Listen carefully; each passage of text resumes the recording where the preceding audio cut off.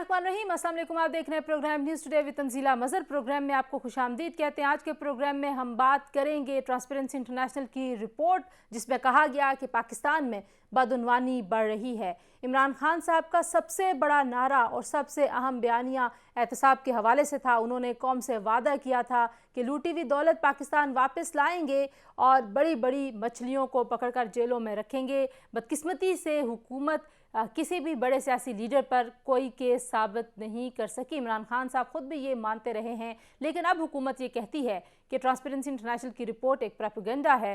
माजी में इमरान खान साहब खुद ट्रांसपेरेंसी इंटरनेशनल को बहुत अहमियत देते थे, इसको एक क्रेडिबल इदारा समझते थे और इनकी रिपोर्ट्स के हवाले अपनी तकरीरों में, अपने जलसों में और रैलियों में देते रहे हैं।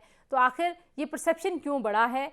ये परसेप्शन बढ़ने के पीछे हुकूमत की कितनी नाकामी है? हम हुकूमत की तरफ से जो जवाब सुन रहे हैं उसमें ये सामने आया कि क्योंकि नवाज़ शरीफ साहब के ऊपर और शहबाज शरीफ साहब के ऊपर केसेस उस तरह से साबित नहीं कर सकी हुकूमत, इस वजह से ये तासुर बड़ा है। आवाम समझती है कि हमारा निज़ाम एक बड़े लोग जिनके ऊपर इल्ज़ामात हैं मुबैना करप्शन के, उनको पकड़ने में नाकाम रहता है। इसके बारे में आज बात करेंगे जनाब। और इसके अलावा जो PDM पाकिस्तान पीपल्स पार्टी और मुतहदा अपोजिशन का महाज है, अपोजिशन बार बार नाकाम होती है। हमने देखा कि सेनेट में अक्सरियत के बावजूद हुकूमत जो है वो अपोजिशन को मात देने में नाकाम हो गई और अक्सरियत वाली अपोजिशन के बहुत सारे लोग, अहम लोग उस वक्त वहाँ पर मौजूद नहीं थे जब सेनेट तरमीमी एक्ट पास करवाया जा रहा था। इस नाकामी के बाद अब अपोजिशन के अदम एतमाद के दावों में कितनी जान है, क्या हुकूमत के लिए इसमें कोई ख़तरा है या नहीं, इस पर भी आज के प्रोग्राम में बात करेंगे। और आखिर में जो हमने प्रोग्राम शुरू करने से पहले एक और अहम बात करनी है, वो पाकिस्तान में कोरोना के बढ़ते हुए केसेस हैं। तमाम शहरों से मस्बत केसेस की शरह की जो रिपोर्ट्स आ रही हैं वो काफ़ी खौफनाक हैं। अवाम को SOPs पर अमल दरामद करना चाहिए, हुकूमतों का साथ देना चाहिए। बज़ाहिर जो इंतज़ामिया कोशिश कर रही है, लगता ये है कि शायद आवाम का ताउन उनको हासिल नहीं है। बहरहाल जी, मेरे साथ जो मेहमान मौजूद हैं उनसे आपका तारुफ करवा देते हैं। डॉक्टर निसार चीमा साहब हमारे साथ मौजूद हैं, पाकिस्तान मुस्लिम लीग नवाज़ की नुमाइंदगी करेंगे। गजाला सैफ़ी साहिबा पाकिस्तान तहरीक इंसाफ की रहनुमा हमारे साथ मौजूद हैं। हमारे साथ तैमूर तालपुर साहब सूबाई वज़ीर पाकिस्तान पीपल्स पार्टी की नुमाइंदगी करेंगे। और हमारे साथ मौजूद हैं राजा आमिर अब्बास साहब, जो कि साबिक डिप्टी नायब प्रोसिक्यूटर जनरल हैं। बहुत शुक्रिया राजा साहब आपका। राजा साहब, आपकी एक्सपर्ट ओपिनियन से मैं प्रोग्राम का आगाज़ करूँगी।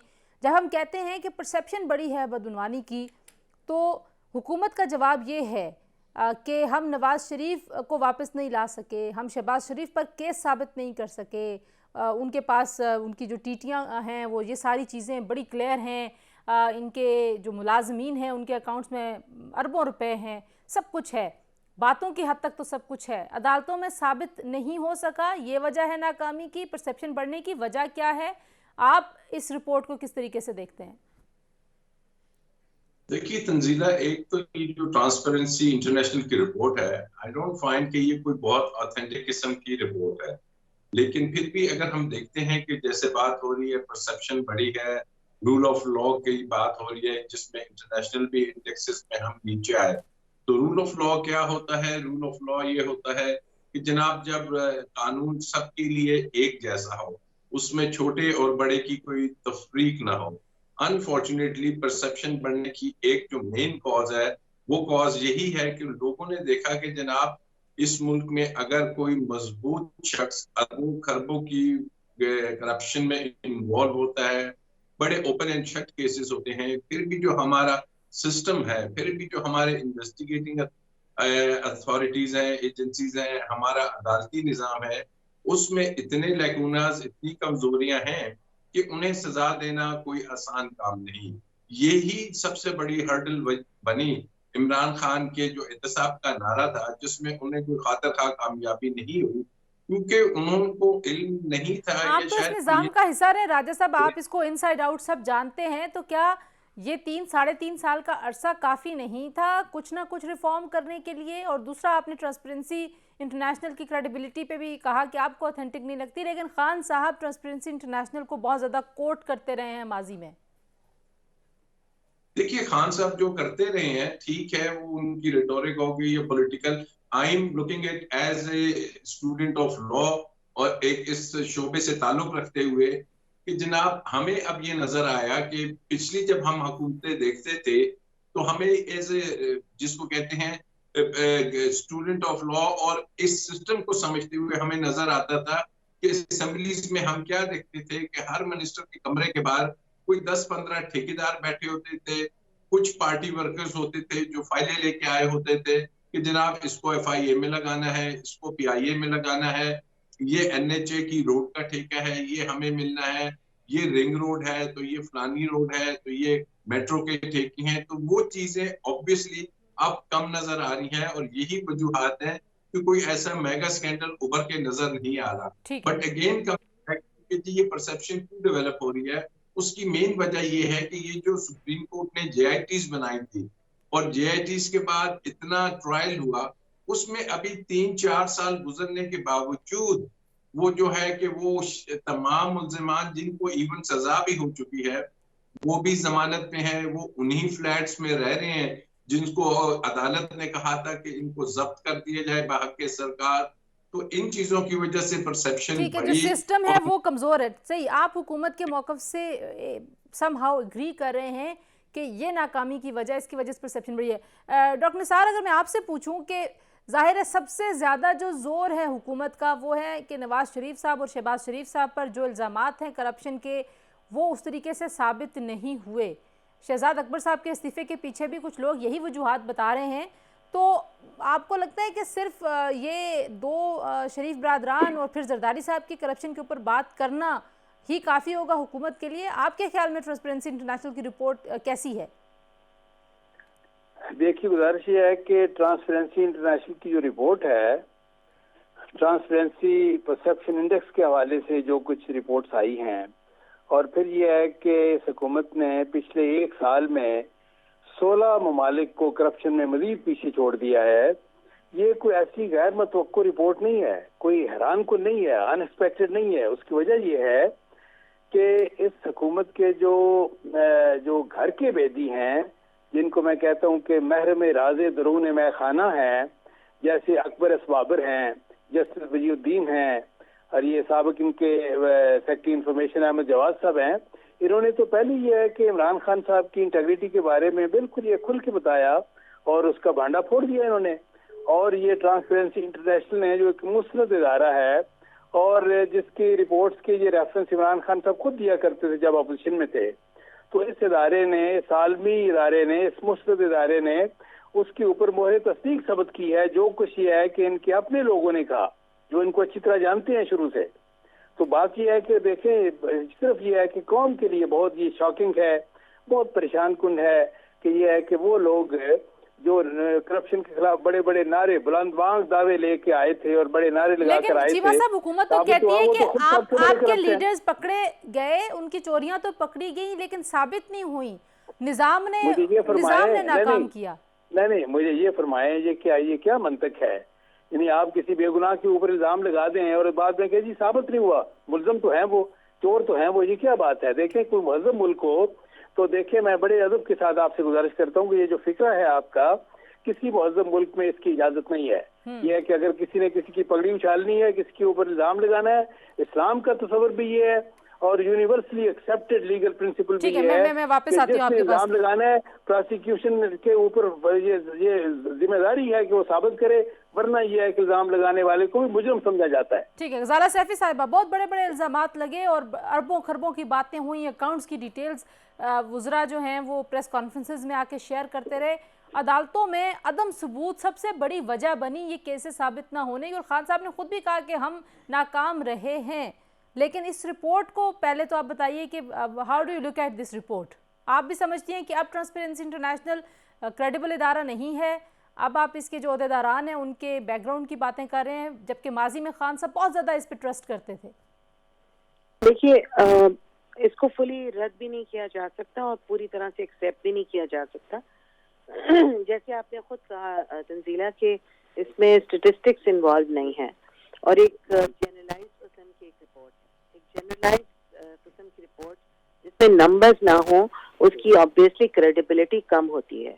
ये आपको पता है कि स्टेटिस्टिक्स जरूरी होते हैं किसी भी ऑथेंटिक रिपोर्ट को देने के लिए, तो वो उसमें इसकी कमी है और जनरलाइज्ड एक स्टेटमेंट है जिसको कुछ लोगों के राय पे मुनहसर है उस रिपोर्ट का होना। दूसरी चीज़ यह है कि जहाँ ये चीमा साहब, डॉक्टर साहब जो कह रहे थे, बहुत रिस्पेक्टेबल डॉक्टर साहब, डॉक्टर चीमा साहब, ये कह रहे हैं कि जी कौन सी मंतक है कि किसी की पगड़ी उछाल दी जाए और पगड़ी उछाल के बाद में कहा जाए कि हम सबूत फराहम नहीं कर सके। मामला है सारा का सारा 2/3 मेजॉरिटी का, मामला है सारा का सारा जुडिशल रिफॉर्म्स का, मामला है सारा का सारा इलेक्टोरल रिफॉर्म्स का। ये रिफॉर्म्स जब इनके पास 2/3 मेजॉरिटी थी, इन्होंने लाने की कोशिश नहीं की। नैब का जो इदारा है, नैब का जो इदारा है वो इन्होंने इस्टेब्लिश किया और आज ये उसी पे जनाब ये कालक मल रहे हैं। असल बात ये है कि जो कॉन्विक्टेड पर्सन है और जो प्राइम मिनिस्टर रह चुके हैं 3 दफा इस मुल्क के, और जो कि पूरी दुनिया में जिनके बारे में हर रसाइल जो इंटरनेशनल है लिखा जा चुका है और प्रूवन जो है वो कॉन्विक्ट वो है, उस पे मुल्जिम है और मुल्जिम के अलावा उन पे इल्ज़ाम सबूत के तौर पे उन पे साबित भी हुआ, और उसके बाद फिर उन्होंने बीमारी की रट लगाई, क्योंकि अय्याशी में रहना तो बहुत आसान होता है सबके। लेकिन गजाला, क्या इस पूरे मुल्क में, ये 20 करोड़ का मुल्क है, इसमें सिर्फ 3 लोगों की करप्शन की बात करना इस फेयर, ये बात करना जरूरी है तंजीला। नहीं करें, जरूर करें, लेकिन आपको नहीं लगता कि निजाम में भी करप्शन के लिए बहुत रास्ते हैं? देखिए जब बात होती है ना, तो जो टॉप का बंदा होता है वही करप्शन को, जब प्राइम मिनिस्टर जब ये थे, इन्होंने आसानियां पैदा की उन करप्शन के लिए जिसके तहत पूरी दुनिया में बड़े बड़े इमारतें खड़ी हुई उन लोगों के नाम से जो कि यहाँ पे सर्व कर रहे थे, पब्लिक सर्वेंट थे, मिनिस्टर्स थे, तो उन पे आवाज उठाई जाएगी। और चाहे ये 3.5 क्या अगले भी कोई 10 साल लग जाएं, इनको कैफरी किरदार तक पहुंचाना है। ठीक होगा, बिल्कुल बिल्कुल आपका पॉइंट आ गया। आप कह रहे हैं कि जो टॉप के लोग हैं, खुद देखिए अवाम जो है वो रेडी है, और अवाम जो है वो अब चूंकि बहुत सारे रिफॉर्म्स हैं जो कि जरूरी होना होता है, जैसे इलेक्टोरल रिफॉर्म था, उस पे इन्होंने इस कदर जिंदगी और मौत का फैसला बना लिया था इलेक्ट्रॉनिक मशीन्स का, कि इन्होंने उसको एक अजाब बना दिया अपने लिए भी, पूरी दुनिया को। ऐसा जो चीज सही होने लगती है उस पे ये इस कदर मिसगाइड करते हैं कौम को, मगर कौम जो है वो इनको जानती है कि इन्होंने किस तरह से। आप कह रही हैं कि टॉप के लोगों की बात करना जरूरी है। तैमूर तालपुर साहब, हुकूमत सिर्फ नवाज शरीफ, शहबाज शरीफ और जरदारी साहब, ओमनी ग्रुप समझते हैं कि हम ये जो मुल्ज़मान हैं इनके ऊपर मुकदमात साबित नहीं कर सके, इस वजह से परसेप्शन लोगों में ये बढ़ गई है कि शायद बदउनवानी भी बढ़ रही है पाकिस्तान में। आपको भी यही वजूहात लग रही हैं? जो इमरान खान साहब हैं वो ही अपना फुल फेथ और बिलीव रखते थे ट्रांसपेरेंसी इंटरनेशनल पे, वो ही यही हर जल्द से रैली में कंटेनर में खड़े होकर पेपर अपना घुमाते थे कि ये देखो ट्रांसपेरेंसी इंटरनेशनल ये बता दिया कि नवाज शरीफ कितना करप्ट है। तो आज उसी ने कह दिया है, जो एक इंटरनेशनली रिकग्नाइज्ड इदारा है जिसमें 8 यूरोपियन इदारे काम करते हैं कोई रिजल्ट आने से पहले, जो ऑथेंटिक टू द कोर है, आज जब वो कह रहा है कि आपने 117 से पहले 124 के बाद 140th मोस्ट करप्ट नेशन में पाकिस्तान को ले गए हैं, तो करप्शन की तो किस्सा खत्म हो गया। आज मेरे ख्याल से नैब को जरदारी साहब के खिलाफ कुछ नहीं मिला, नवाज शरीफ के खिलाफ कुछ नहीं मिला, उनके केसेस सारे बंद करें, अरब खोले केसेस इमरान खान के ऊपर, who is at the moment the most corrupt leader in Pakistan, known by the world and known by all international agencies. तो अपनी हमें जरा तोपें और वो डाइवर्ट करनी चाहिए इमरान खान की तरफ, जिसका इनकम तंजीला साहिबा सारी जिंदगी वो 1 लाख से 2 लाख रुपए देते रहे अपने टैक्सेस में, तो प्राइम मिनिस्टर के बनने के बाद कौन सा कानून का खजाना उनके पास आ गया कि उनका जो इनकम है वो 98 लाख का सिर्फ टैक्स उस पर जा रहा है। तो दिस इज वेयर ये जो गरीब का पैसा जो जा रहा है, जो गरीब का पसीना निकल रहा है, जो गरीब का खून निकाल रहे हैं, ये इमरान खान नियाजी के अकाउंट्स में जा रहा है। ये हमारी जो बहन है उनके अकाउंट्स में जब आप देखते हैं कि 50-50 अरब की ट्रांजैक्शन हो रही है और वो कह रही है कि जी मैंने ये पैसा जो है वो कपड़े सी के और कपड़ों के बिजनेस से कमाया है, तो तंजीदा मैं तो बड़े सारे दर्जों को जानता हूँ, वो तो बेचारे 2 वक्त का खाना नहीं खा सकते, और यहाँ पर आप जो है सो अरबों रुपए अपने अकाउंट में डाल के और बताते हैं कि जी मैंने लेकिन करप्शन। अच्छा, मुझे ज़रा यहाँ मौका दें तैमूर, यहाँ पे बहुत सारे जमातों के लोगों के बारे में भी ये बात हो रही है कि उनकी 25-25 हज़ार रुपये तनख्वाहें थी और अरबों रुपए के ट्रांजैक्शंस हैं उनके, और उनको पता ही नहीं है कि इनके अकाउंट्स में किसने ये पैसे जमा कराएं। लेकिन एक ब्रेक ले लूँ, ब्रेक के बाद वापस आती हूँ, आपका ही नुक्ता राजा साहब के पास लेके जाऊँगी। और चीमा साहब भी कह रहे हैं कि पगड़ी उछालने का कॉन्सेप्ट है और माजी में भी नैब के बारे में यही बातें होती रही हैं, अब भी यही होगा, तो इसका वे फॉरवर्ड भी कोई है? इस नैब को बेहतर कैसे किया जाए? ब्रेक के बाद हमारे साथ रहिए।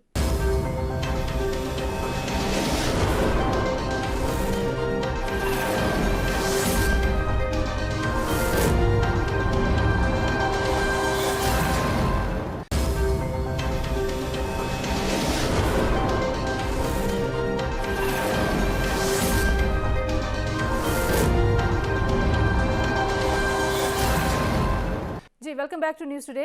राजा साहब, नैब के ऊपर माजी में भी जो कुछ हुआ, चाहे वो सैफुर रहमान साहब के एहतसाब का ज़माना हो या उसके बाद का मुशर्रफ साहब के ज़माने की बात करें, तो पॉलिटिकल विक्टिमाइजेशन का एक लेबल लगा हुआ था, वो लेबल पीटीआई की हुकूमत भी नहीं उतार सकी।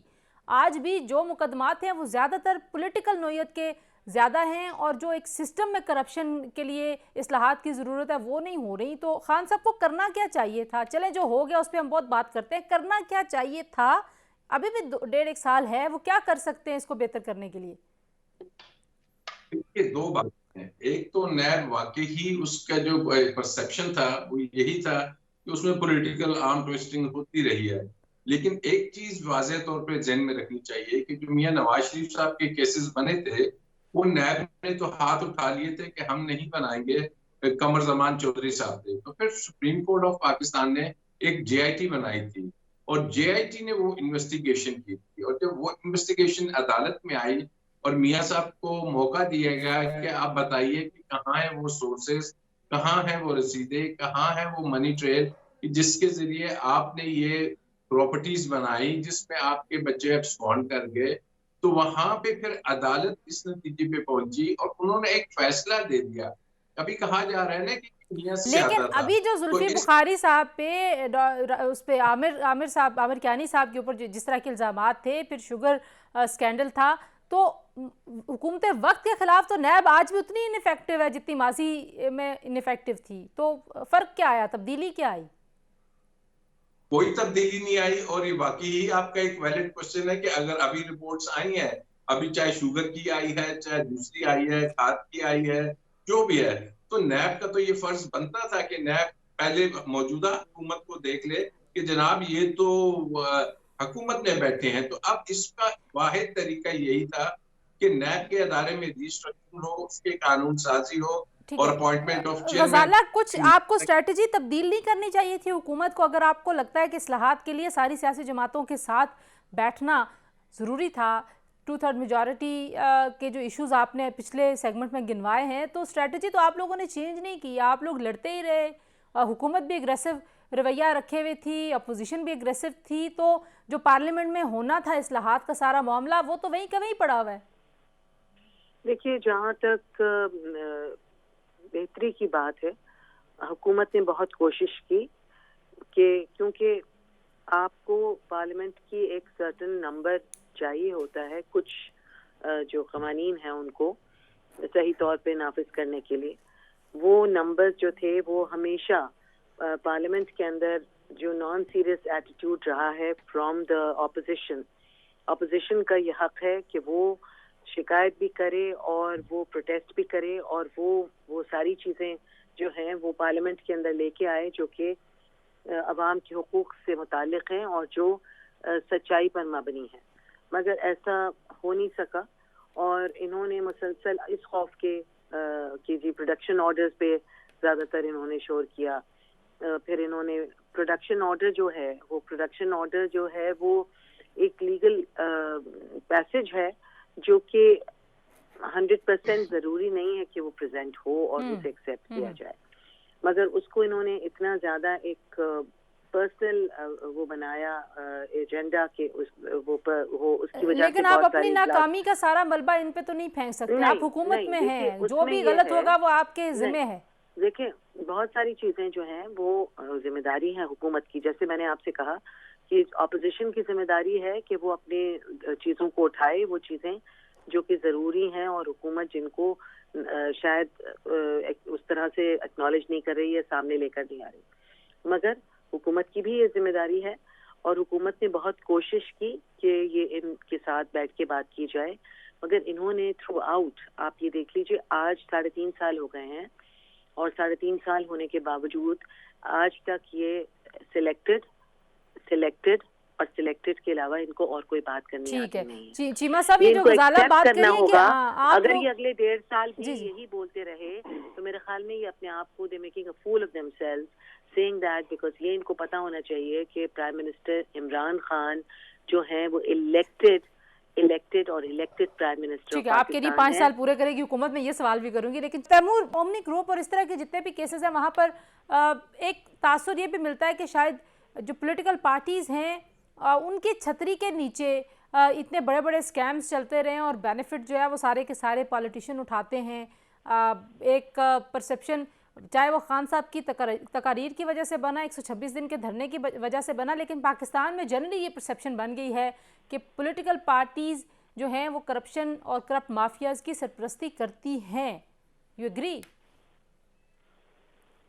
देखें, अगर आप बात करेंगी पीटीआई की तो आपके सामने है कौन से ग्रुप्स को किस तरह नवाजा गया, किस तरह से खान साहब अपने एटीएम से माल झाड़ते रहे और किस तरह से जो है ये सारी चीजें अब आपके सामने आ गई। मेरी बहन ने अभी कहा कि the opposition making a fool out of themselves.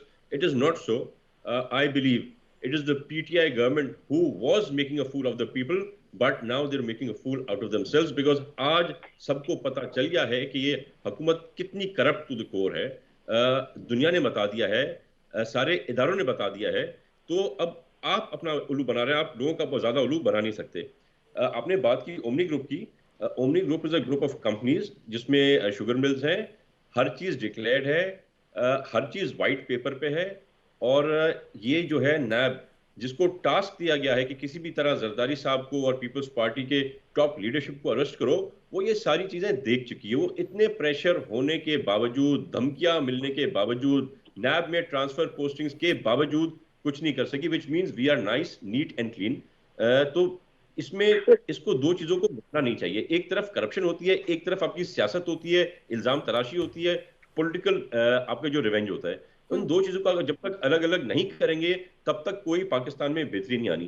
Khan साहब को कोई गर्ज नहीं है इसके साथ कि कौन क्या कर रहा है, मुल्क कहां जा रहा है। उसको सिर्फ अपना जो हिसाब किताब स्कोर सेटल करने थे वो उसमें इंटरेस्टेड है। ठीक है चीमा साहब, अगर आपकी जमात के लोग कोई ऐसे थे जूनियर रैंक्स में, कोई मुलाजमीन थे अगर ऐसे मिलों के, फैक्ट्रीज के, जिनके अकाउंट्स में अरबों रुपए की ट्रांजैक्शंस हैं, तो आपको नहीं लगता कि ज़ाहिर है जो इल्ज़ाम लगाता है उसे साबित करना होता है, ये तो कानूनी बात है, राजा साहब इस पर बेहतर एक्सप्लेन करेंगे, लेकिन पार्टीज़ को भी तो अपना जो दामन है उसको साफ़ करने के लिए खुद कुछ मेरे ख्याल में वॉलंटियर करना चाहिए, ताकि जो अवाम में आपका तासुर ख़राब हो रहा है वो तो ना हो। मुझे ये फरमाएं कि ये आखिर एक मुल्क में एक सिस्टम है, क्या ये बनाना स्टेट है कि एक फैसला करना जो है कोई एक फर्द जो है फर्द वाहिद उठ के वो फैसला कर दे? क्या हमारे मुल्क में जो निज़ाम है उसके तहत ये फैसला करना सिर्फ अदालतों का काम नहीं है कि मुजरिम कौन है और कौन नहीं है? क्या ये मेरा काम है या आपका काम है या हमारी बहन जो है गजाला सैफी उनका काम है? क्या अगर ये अदालतों पे एतमाद है तो फिर आप अदालतों में छोड़ें, आपका काम इल्जाम लगाना था, इल्जाम आपने लगाए। जी बिल्कुल ठीक है जी, एक ब्रेक लेते हैं जी, ब्रेक के बाद वापस आएंगे तो हमने कुछ सियासी सूरत हाल की बात भी करनी है, हमारे साथ रहिए।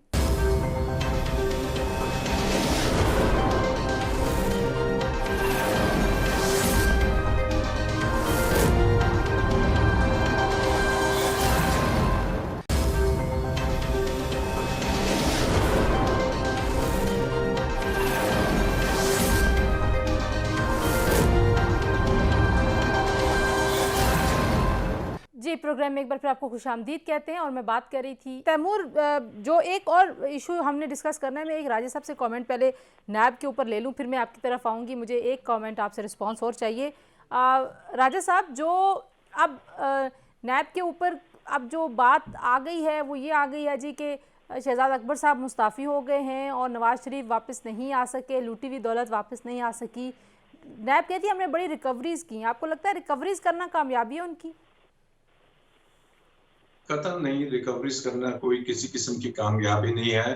बुलाया गया सेनेट में कि बताइए वो कहाँ पे है रिकवरीज, कौमी खजाने में तो वो गई नहीं। तो नैब को ने कहा कि जी हम तो इन कैमरा ये करेंगे। भाई क्या इन कैमरा करने की जरूरत है? आप पूरी कौम को बताइए कि जी कौन से वो लोग हैं जिनसे हमने इतने ज्यादा पैसे लिए हैं। और नंबर 2 ये भी बताइए कि जी उसमें कि पॉलिटिशियन से कितने पैसे लिए, ब्यूरोक्रेट से कितने पैसे लिए और हाउसिंग स्कीम्स वालों से कितने पैसे लिए। तो this figure should be clear from NAB. और अगर नैब नहीं देती इट मींस कि वो भी एक कोई जिसको हम कहते हैं फिगर फजिंग कर रही है या अवाम को सही नहीं बता रही। मां सिवाय मियां नवाज शरीफ जिनका केस एक फैसला हुआ है, आज तक किसी सियासतदान के खिलाफ कोई केस का डिसीजन नहीं आया, किसी से किसी किस्म की रिकवरी नहीं हुई। तो ये चीजें हैं। ओवरऑल जो परफॉर्मेंस है वो बड़ी डिसअपॉइंटिंग है आपके ख्याल में। लेकिन हम अगले उसकी तरफ बढ़ेंगे। एक छोटा सा जो इशू है तो इशू बड़ा सा, लेकिन हमारे पास वक्त कम है, सो मैं एक एक कमेंट आप सबसे चाहूँगी। तैमूर, सेनेट में आपकी मेजॉरिटी है अपोजिशन की, आपके लीडर ऑफ द अपोजिशन गायब थे और हमने देखा कि हुकूमत ये कह रही है, शहबाज गिल, फवाद चौधरी, मेनी मोर, कि आप लोग जानबूझ के गायब हो गए और आपने ये खुद पास करवाया है, आपका शोर शराबा दिखावा है। जी बिल्कुल, ये बहुत ही दुख की और फिक्रमंदी की बात है कि इस तरह हुआ। आसिफ साहब ने, जरदारी साहब ने उस पर नोटिस लिया है और प्रेसिडेंट साहब इसकी तय तक पहुंचेंगे। हम यूनाइटेड हैं। कुछ ऑफकोर्स हमें कुछ ऐसे लोगों ने वोट दिया है सेनेट में जो कि पाकिस्तान पीपल्स से पार्टी से ताल्लुक नहीं रखते, वो दूसरी पार्टियों से ताल्लुक रखते हैं। तो all these things definitely need to be looked into and seen as to why this happened. लेकिन आप लोगों में डिवीजन है बड़ी, नून लीग और पीपल्स पार्टी या पीडीएम और पीपल्स पार्टी, आप लोग इकट्ठे क्यों नहीं है? अगर आप वाकई इफेक्टिव अपोजिशन करना चाहते हैं, why you are not together? मैं समझता हूं कि जिस टाइम पर पीडीएम बनी थी और जब टाइम पर पीडीएम बहुत एक्टिवली काम कर रही थी, अगर उस वक्त शहबाज शरीफ साहब लीड कर रहे होते नून लीग को, तो शायद हम यूनाइटेड होते और बहुत से ऐसे फायदे हमें मिल चुके होते जो कि हमें नहीं मिल सके। मरियम की लीडरशिप से आपको इख्तलाफ है? यू थिंक कि मरियम मैं कौन होता हूँ जी, मैं कौन होता हूँ इख्तलाफ करने वाला? पर मैं जरूर ये समझता हूँ कि शहबाज शरीफ साहब में ज्यादा पॉलिटिकल मैच्योरिटी है और अब जो चीजें जा रही हैं बेहतरी की तरफ जा रही हैं। हम पीडीएम में इकट्ठा हो या ना हो, पर इमरान खान न्याजी और उसकी करप्ट हुकूमत के खिलाफ हम यकजहता हैं और आखिर तक इंशाल्लाह ताला यकजहता रहेंगे। चीमा साहब, आप लोग इकट्ठे नहीं हो सके, सेनेट से कैसे उन्होंने तरामीम मंजूर करवा ली जहाँ पे आपकी अक्सरियत है अपोजिशन की, इसके बावजूद भी? तो ये किसकी नाकामी है? वो यकीन ये है कि it's a matter of concern for all of us, for the entire opposition. और ये है कि इसका मैं समझता हूँ कि वो सारी अपोजिशन की आदत को पार्टीज के जो लीडर हैं हमारे, उनको देखना चाहिए, साफ करना चाहिए। अगर किसी की कोई जेन्युइन रीजन नहीं है तो ऐसा हम मौके पे क्यों लोग गैर हाजिर हुए, इसका बिल्कुल उनकी अकाउंटेबिलिटी होनी चाहिए। लेकिन एक बात मैं जरूर गुजारिश करूंगा कि हमारे और पीपल्स पार्टी के दरमियान देखें जो असल मकासद हैं उनके हवाले से कोई इख्तिलाफ नहीं है।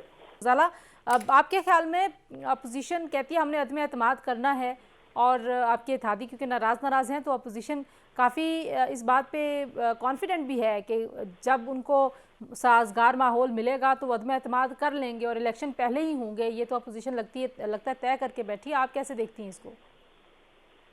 मेरे ख्याल में ये इनकी खुशफहमी भी है और गलत फहमी भी, क्योंकि जब ये आपस में एक सेम पेज पे नहीं है, इनके जो मेन लोग हैं वो अहम मौक़ों पे मौजूद नहीं हों और फिर उसको इतने आहिस्ता से हल्के से ये उसको अंडर द कार्पेट करने की कोशिश कर रहे हैं।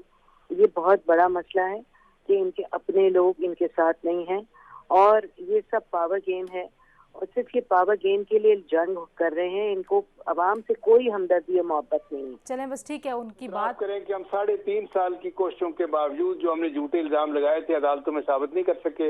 हम ये है कि हम बाकी ये है कि हम कौम से माफी मांगते हैं और जिनके ऊपर हमने इल्जाम लगाए उनसे भी हम ये है कि माफी मांगते हैं। दूसरी बात जो है वो ये जो मैं गुजारिश कर रहा था कि हमारे और पीपल्स पार्टी के दरमियान जो असल ऑब्जेक्टिव हैं, मकासद हैं, जो मंजिल है, उसके हवाले से कोई इख्तिलाफ नहीं है। मकासद ये है कि मुल्क में कानून की हुक्मरानी हो, आइन की बालादस्ती हो, अवाम की राय का एहतराम हो और ये पीटीआई की हुकूमत जो है वज़ाब की शक्ल में जो मुसल्लत की गई है इससे निजात हासिल हो। स्ट्रेटजी के हवाले से छोटा मोटा इख्तिलाफ हो सकता है और मुझे यकीन है कि वो भी ये है कि यानी जो मकासद बड़े हैं, इख्तिलाफात छोटे हैं। इसलिए इंशाअल्लाह मिलकर इस हिसाब से आप कह रहे हैं कोई इख्तिलाफ नहीं। राजा साहब, लास्ट एक ब्रीफ सा कमेंट अदम एतमाद के हवाले से, लीगली आप किस तरीके से देखते हैं? अपोजिशन बार बार ऐवान के अंदर नाकाम होती है, जहाँ पे भी कोई अहम इशू है, वोटिंग का मामला आता है, तो अपोजिशन वहाँ पे शिकस्त खा जाती है। देखिए, लीगली तो इट्स ऑल नंबर गेम है, नंबर्स की बात है, लेकिन बज़ाहिर पॉलिटिकली इसके बहुत ज्यादा रिपरकशंस हैं और मैं नहीं समझता पॉलिटिकली कि अपोजिशन अदम एतमाद लाएगी, और गालिबन शायद वो ला भी ना सके। और उसकी मेन वजह ये है कि एट दिस स्टेज वो नहीं चाहेंगे किसी भी तरीके से कि इमरान खान अपोजिशन में चले जाएं और फिर हुकूमत में से चाहे पीपल्स पार्टी हो या नवाज शरीफ हो या फजल रहमान हो, उनमें से किसको वो ये लीडर ऑफ द हाउस लेके आएंगे, ना ये इकट्ठे हो पाएंगे।